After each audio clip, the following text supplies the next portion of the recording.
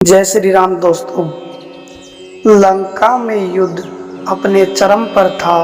एक और राम की सेना थी तो दूसरी ओर रावण का घमंड। रावण का सबसे शक्तिशाली पुत्र था मेघनाथ, जिसे लोग इंद्रजीत भी कहते थे। वह इतना शक्तिशाली था कि उसने देवताओं के राजा इंद्र को भी हरा दिया था। मेघनाथ कोई साधारण योद्धा नहीं था, वह माया में माहिर था। अदृश्य होकर हमला करता था और उसके पास दिव्य अस्त्रों की शक्ति थी।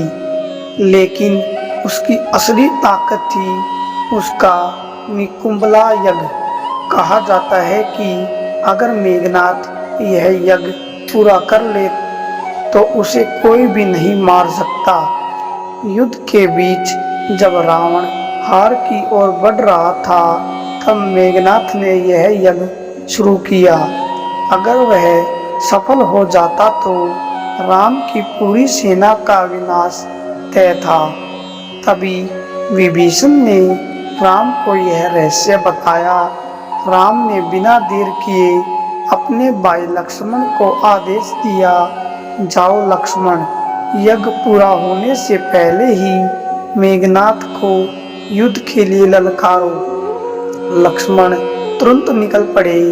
उनके साथ वानर सेना भी थी। जैसे ही वे यज्ञ स्थल पर पहुंचे, मेघनाथ क्रोधित हो उठा, तुमने मेरी साधना भंग कर दी, अब तुम बच नहीं पाओगे। मेघनाथ गरजा। युद्ध शुरू हुआ। मेघनाथ ने अपनी माया से खुद को अदृश्य कर लिया। कभी इधर से वार करता, कभी उधर से, लेकिन लक्ष्मण शांत और स्थिर रहे। 14 वर्षों की तपस्या, त्याग और संयम ने उन्हें अडिग बना दिया। वह कोई साधारण योद्धा नहीं थे, बल्कि शेषनाग के अवतार थे। धीरे धीरे युद्ध अपने अंतिम चरण में पहुंचा। लक्ष्मण ने एक शक्तिशाली अस्त्र उठाया और पूरे विश्वास के साथ उसे छोड़ा।